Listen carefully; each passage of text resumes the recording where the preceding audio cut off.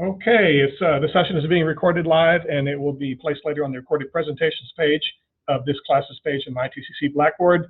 Welcome Cisco Cohort 2 attendees in person here live in the lab, as well as synchronous viewers who have joined us online, and those asynchronous viewers that may be looking at us later. Today on the schedule, we're going to do the 6.4.3.5 lab, where we're going to do some router configuration. So in this lab, we're going to configure a router. You guys that are here in person, you won't have to configure the switch any at all, because we have to make sure that it doesn't have any existing configuration on it. You'll just be configuring your lab, your router, your R1 on your workstation with the X, the second workstation that it'll log into here. You guys that are doing it with Packet Tracer, when you pull up the switch in Packet Tracer, it's already completely unconfigured and you don't have to check for that.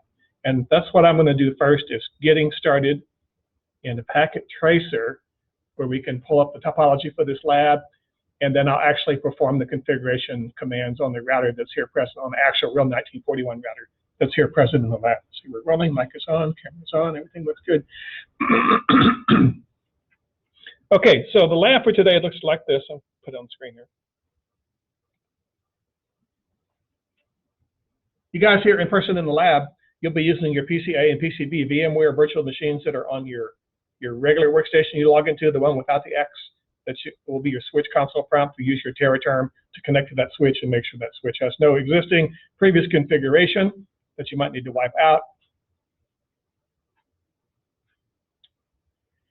And you guys that are using a Packet Tracer, you'll have your PCA and PCB in the Packet Tracer equivalent of those.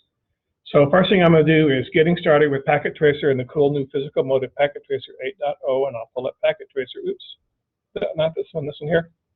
And here's what you see when you start Packet Tracer. Sometimes Packet Tracer will ask you to log in with your Cisco Networking Academy login code. And usually it remembers it for several times after that. It didn't ask me. So I'm going to go from the logical mode, which is a default. Wait a minute, I can't see this. Okay, so you're seeing Packet Tracer. And I'll go to the physical mode, and then we'll go and create this router and switch topology and hook it to a couple of PCs. So I'll click on Home City, I'll click on our office building floor, and I'll click on the wiring closet, and I'll go up here and provision a rack, and I'll provision a desk.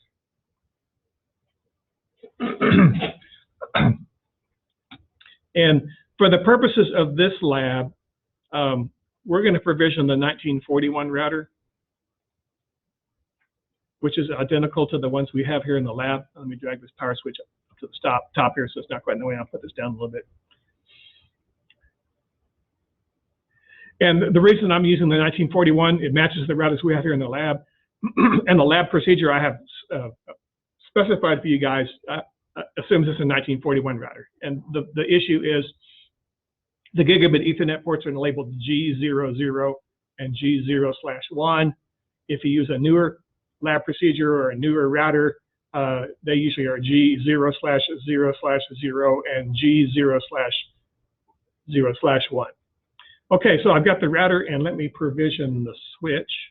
I'll click on the switch icon and just put the 2960 switch in there. And we'll pull up a couple of PCs and put them on this desktop over here. And then I'll sort of enlarge the screen so it's easier to see everything. So I click on in devices and put a PC and put a second PC. Now let me go back to the logical mode and make it look like what it looks like on the front page of the lab. I'll put PC 0 here. I'll put the switch here. I'll put the router here. And I'll put the second PC here. And I'm going to go ahead and fix these labels because they don't match the labels in the lab. I'll click on the device and go to config. And we're going to call our first PC PC-A. We're going to call our last PC PC-B. Oops. We'll call the switch S1 instead of switch 0. So I'll make it S1. And then we'll call the router R1 instead of router 0.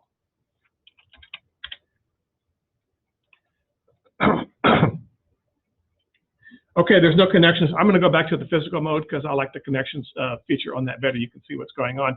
And let's see if we can make this a little bit bigger, easier to read. What if I make it this much bigger? Oh, that's too big. Can't see the second PC. Okay, so we have our R1, we have our S1, we have our PCA, and we have our PCB. And let's do the connections here. I'll start with PCA. And PCA is connected to port 6 of switch 1. And I'm going to go down and click on the jagged lightning bolt connections icon and just choose a regular copper straight through cable. And I'll connect it to the Ethernet port on that PCA. And it's supposed to go to port number 6 of the switch. Now, if this is too small for you, you can always go into the inspect the front mode and make it bigger and find port number 6 and connect it that way if it's hard to see those connections.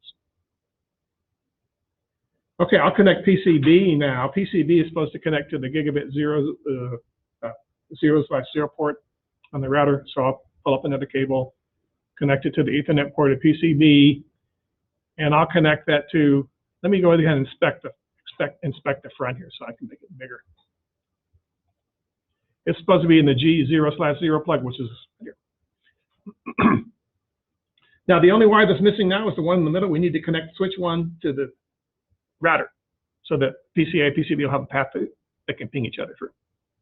So I'll pull up another cable. And just to make this a contrasting color, I'll make it an orange cable, use a cross-connect cable, which will work okay because all the latest devices are auto NDIX. They don't care whether you use a straight normal cable or the old crossover cables. And this is specified to go between port 5, I can just squeeze it in here, and G01. There we go. So you can sort of see that the orange is between the router and the switch, and the two greens go to our PC workstations. Now, if I go back and look at the logical mode, we can see our wires are present there.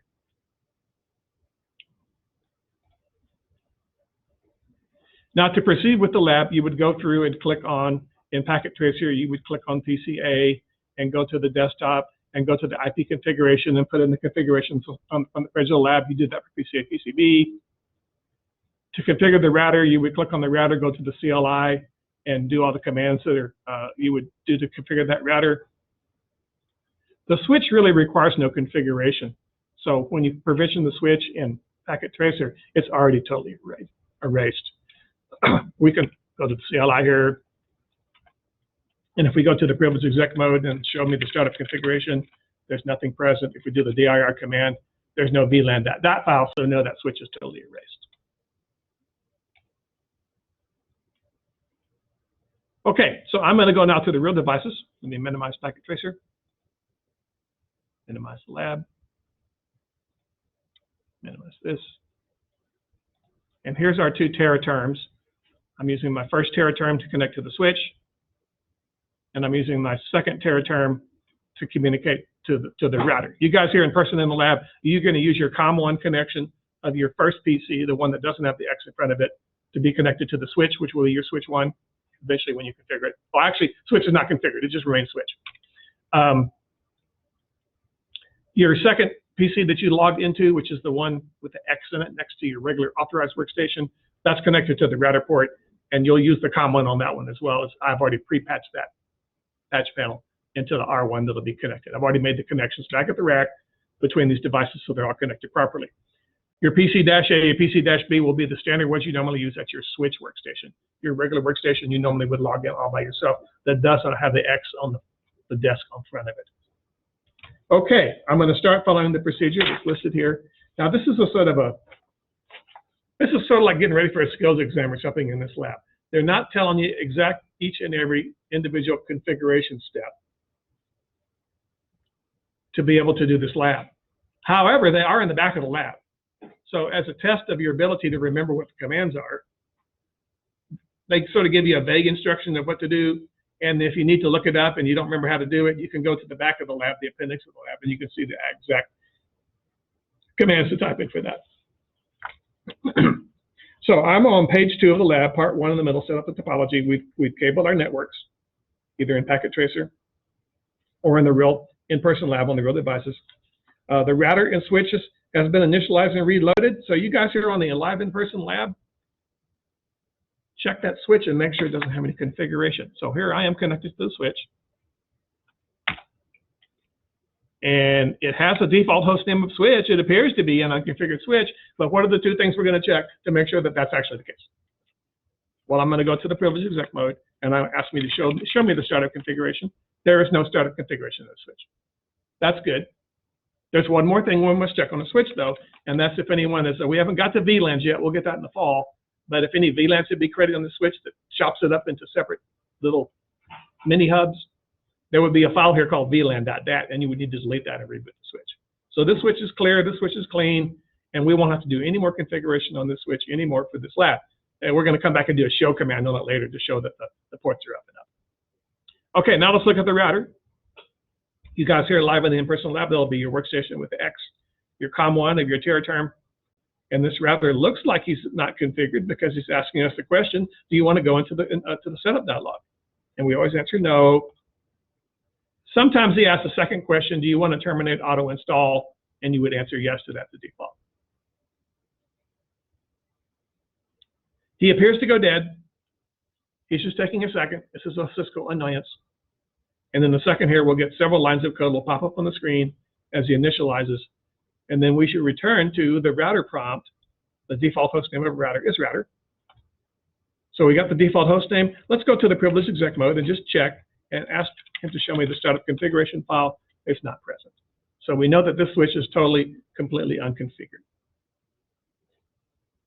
So we've completed part one, step two, initialize and reload the router switch, made sure that they didn't have anything. If they had anything, we would have had to erase the startup configuration, erase the VLAN.dat file, reload devices, and make sure that's okay. And this particular lab, in addition to the step-by-step procedure back in the appendix in the back of the lab, it has an appendix B that refreshes your memory on how do you erase a switch, how do you erase a router. Those steps are all given out there clearly and completely, step by step. Okay, I'm down to the bottom of page 2, part 2, configure devices and verify connectivity. And the first thing I need to do is apply information to the PCs. So on, you guys who are doing this in Packet Tracer, you'll go into the Packet Tracer PCA, PCB you created and go to that configuration screen and put those IP addresses in. For the purpose of this film, I'm going to use the actual VMware PCs. And oh, let's see, I better start my PC, better start my VMware. Better put my machines up here. We need them. So I'll go to PCA and start it. I'll go to PCB and start it. And we'll check to make sure these addresses are proper.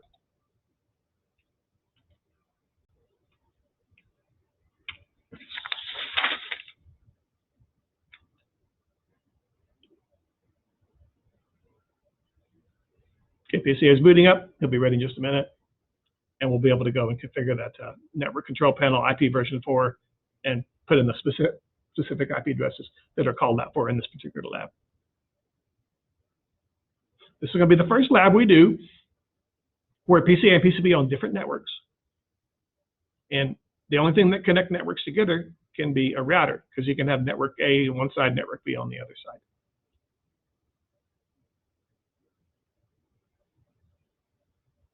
And let's see, it was a full moon just the other day, so everything seems to be really running really slow here. Check on PCBs. PCB booting up as well.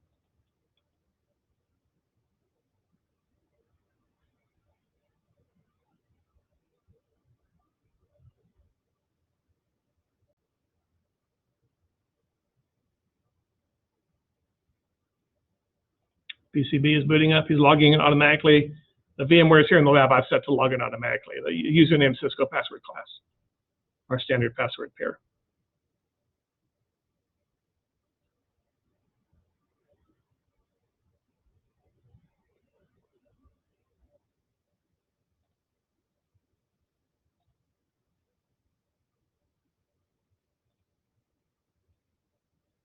PCA looks like he's ready to go, and I'll click on the shortcut to bring up the network control panel.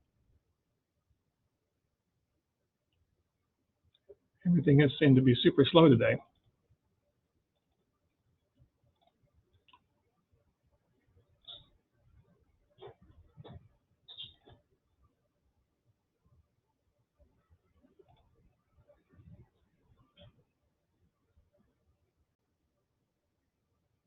Then we'll go into the Internet Control Protocol version 4, where we can set our IP addresses. There's some other IP address in here. I'm supposed to be 192.168.1.3, not 2, so I don't have to wipe it out. All I have to do is erase the 2 and put a 3. And my default gateway is 192.168.1.1. That's okay. That's okay. I can click OK and click OK. You got to click both OKs on the close to make it take effect. And just to make sure that's set properly, I'll do the IP config. And it looks like it's set OK, 192.168.1.3. And the other PCB is going to be a different network prefix. It's going to be 192.168.0. So let's see, can I do it without completely wiping everything out? I'll make it, oh, it is already 3. I can make it 3. Let me make the third octet 0. It's supposed to be 192.168.0.3, and his default gateway is 192.168.0.1. That's correct. Is that all correct? Good.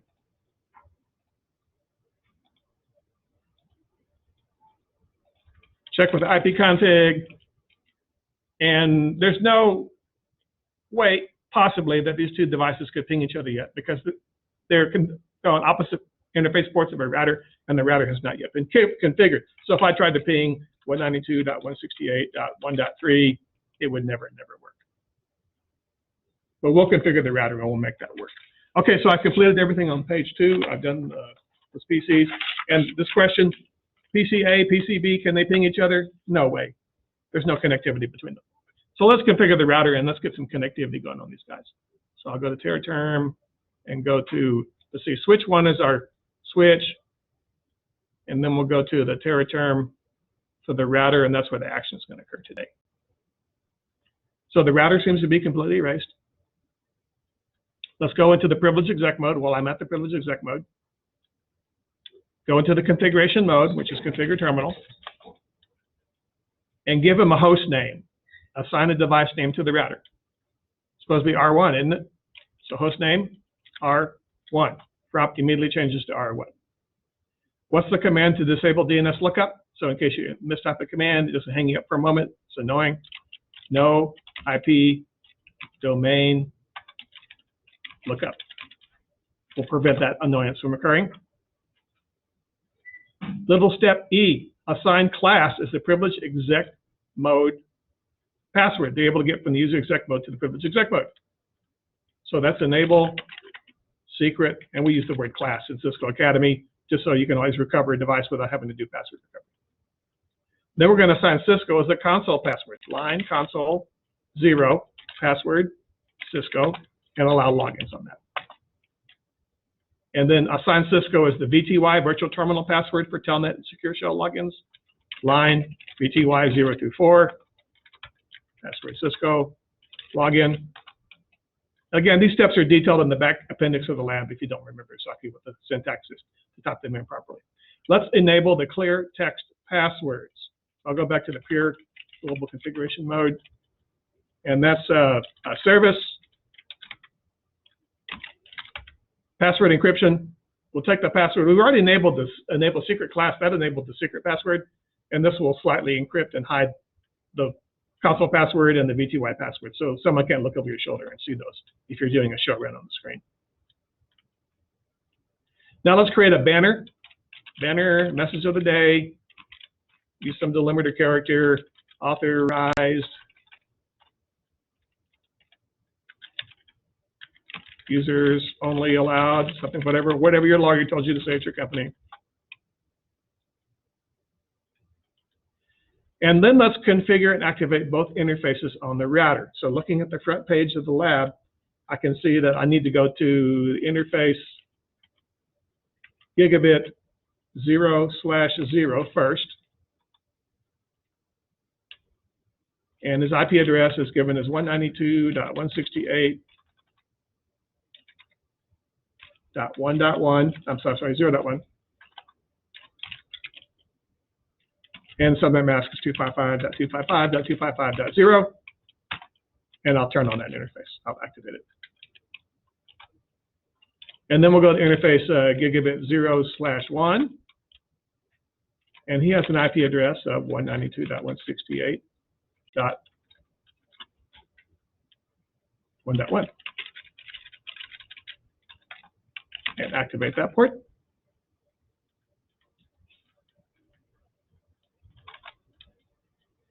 And then we are directed to save the running configuration. So that command is copy run start, is what you can abbreviate it as. It's actually a shorthand. He does accept shorthands, abbreviations of commands, so long as they're it's clear that it's that. That's a shorthand for copy running config started config is what the unabbreviated form is. And you have to press enter to confirm that. And now if we do show start, we have our there's our startup configuration file, our host name of our router, the enable secret classes shown as authenticated, etc. I'm going to show clock. I think the clocks on these things are probably already pretty accurate. It says Wednesday, April the 28th, 2021, so you don't have to set the clock. Now, we are directed to ping PCB from PCA. It ought to work this time. I think it should ought to work because there's a connection between the two of them. Let me check on the router R1 for a second. If I do a show IP interface brief, I can see that the 2 gigabit Ethernet ports are up and up. So they should be passing through. Let me show the IP routing table. We have our 2 routes listed. The route that goes off gigabit 00, which is the 0 dot network, and the route that goes off gigabit 01, which is the 1 dot network. So it should ping. Let's see what happens here. It couldn't ping before because that router was still unconfigured. So we'll go to router A, and I'll ping 192.168. What is the second PC? 0.3.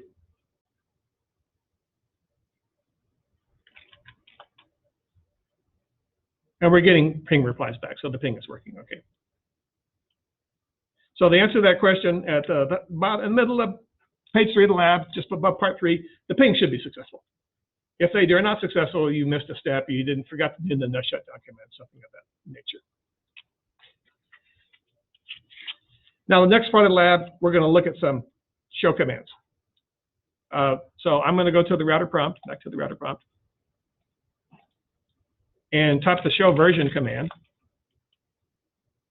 And he's asking us some questions. What is the name of the iOS image that the router is running? Now, see, if I tibble my mouse here on here, is it being recorded? Okay, so this is the name of the iOS image here. This flash C1900. That's the iOS file that's running on our router right now. How much DRAM does, I can't scroll down, I hit the spacebar key. The DRAM question, this is in the last lab we had that was similar to this. It's tricky, you have to add together these 2 numbers. These machines have 512 meg of RAM. So 474 meg plus 36 meg, that's the 512 meg of RAM that they got.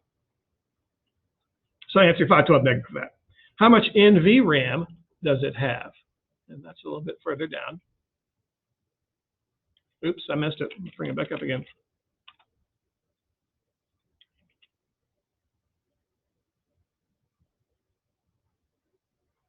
It has 255 kilobytes of non-volatile NVRAM. This is where we store our startup configuration file. It doesn't have to be a huge amount of memory. That doesn't sound like any memory at all. But that's plenty of memory to store. Most startup configuration files have less than 1,000 lines of text, so that should be plenty. So you can say 255 kilobytes for that. And then how much flash memory does it have? That's where we store our operating system file.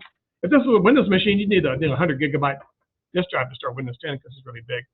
But this is lovingly handcrafted assembly code with no GUI nonsense in it, just the CLI that makes it work efficiently. And he's reporting to us that he has, looks like 256K, something like this, 256 meg rather, a flash memory card.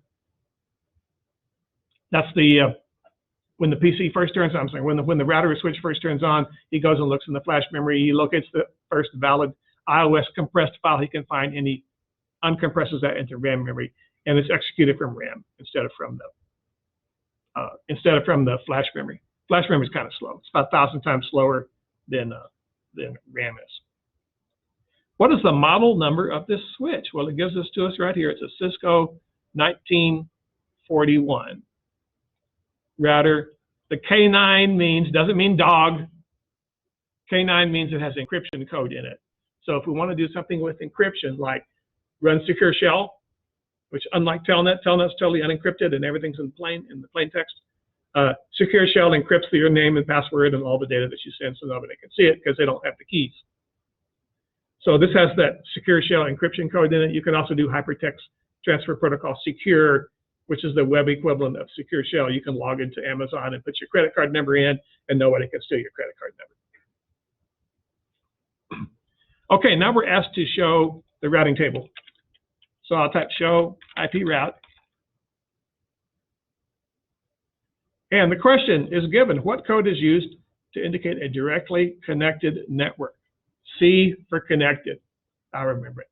So we have a line C here. We have our one interface port. We have another C for our second interface port. How many route entries are coded with the C code in the routing table? Well, he has two interfaces, G00 and G01. They're both up and up. So those are our two interfaces. So the interface types, there's two route entries, and the interface types that are associated with them are our gigabit ports. Now we're directed to type the command show interfaces. Oh, on this lab, it says FA0/1. If you type FA0/1, it goes wah, because our old 1841 routers are fast Ethernet. So we should type show interfaces gigabit 0/1. Wherever it says F, you'll substitute this. So what is the operational status of the gigabit 0/1 interface? It's up and up. That means that we type no shutdown, and we also plug a wire into it so we can transmit and receive bits on the wire. The first step is physical layer. Bits need to be transmitted and received. If there's no wire plugged into the interface at all, let's see, the chat question, will it show that all, I'm sorry, let me get that again. Will it show that all the time that it has encryptions on it? I think you're referring to the, when you do show version, it shows you that it has K9, but the way to tell on a Cisco router or switch if it has encryption code on it is to type show SSH, and then it'll tell you that it has that. I'll illustrate on the switch here. So let's go to the privileged exec mode, show SSH, and it shows us that if this did not have K9 encryption code in it, this command would have come back as an unsupported command. You would get an error. So you can always tell on the device, if you run into a new Cisco device, you're not sure if it supports encryption or not, you can type show SSH and it'll show you that.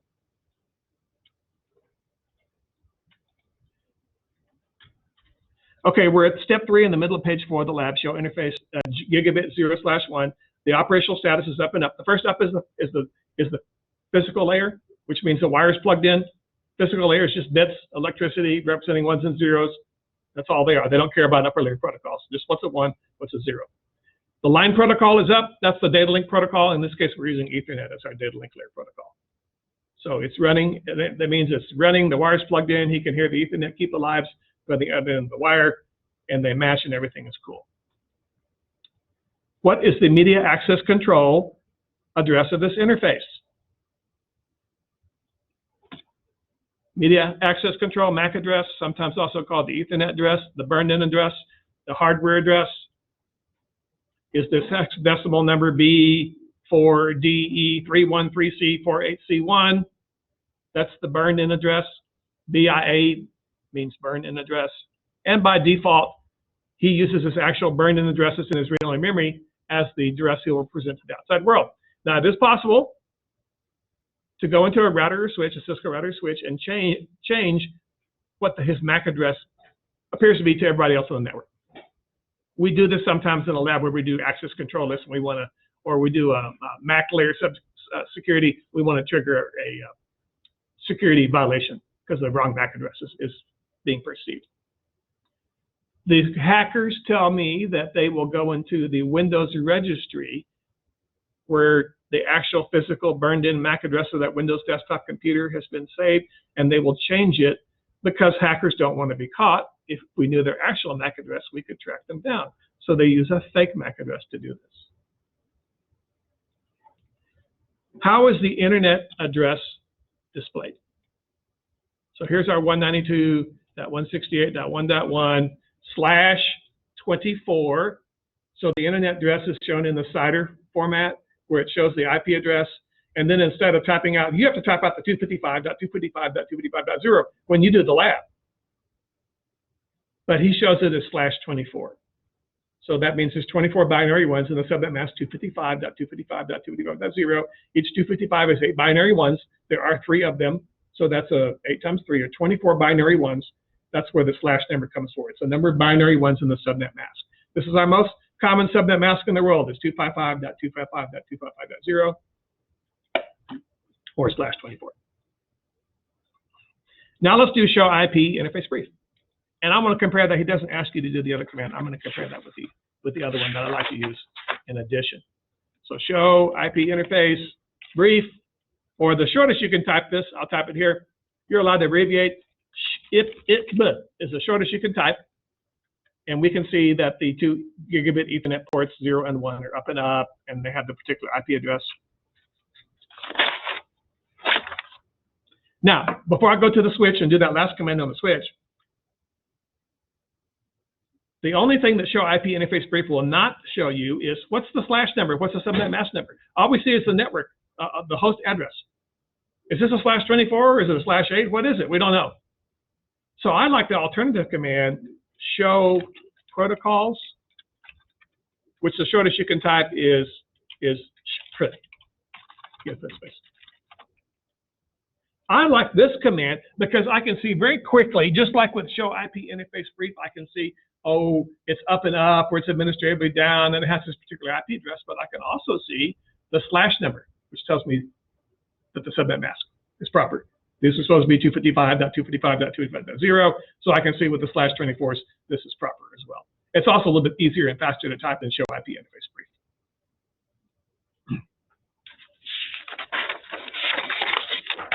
Okay, top of page 5, and we're going to type a command on the switch. We didn't have to do any configuration on the switch.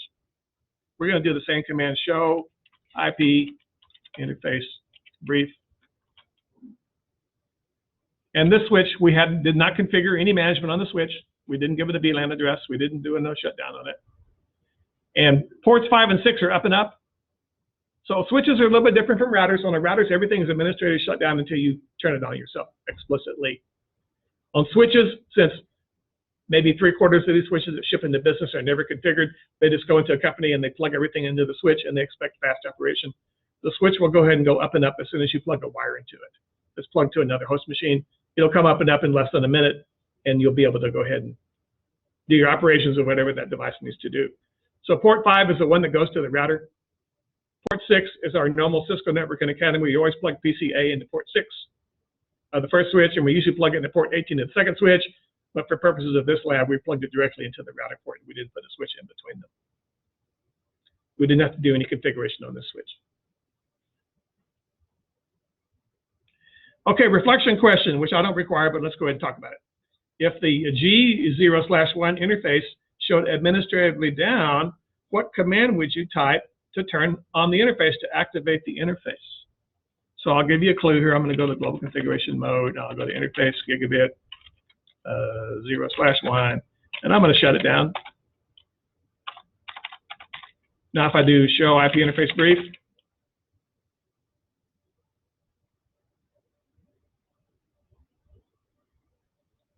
did I shut it down? Let me try it again. I thought I shut it down. Okay, configure terminal interface gigabit 0/1. Oh, I did no shutdown. Let me shut it down. Now, if we do show IP interface brief, gigabit port 0/1 is now shown as administrative shutdown, which is the default state. If you didn't configure it, you have a router with no configuration. It will have no IP addresses. Everything will be administratively shut down. So how would I turn that back up again? Well, maybe you type the command IP address, you put in the IP address in the subnet mask, and you forgot to type no shutdown, it would look like this. So to cure that problem, I'll go back to the global configuration mode and go to interface gig 0/1 and simply perform the no shutdown command, and it'll take a couple seconds, it'll come up and up. Layer 1 will come up, layer 2 will come up.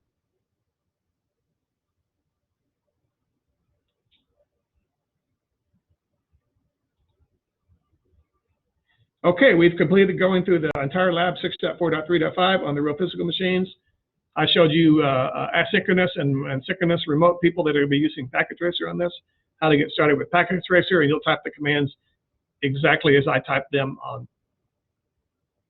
these real devices we're using here in the in-person lab. Just watch out for those steps that say F01 and F00 and substitute G0/1 and G00 for those. Okay, I'm going to stop recording. We're finished with the demo.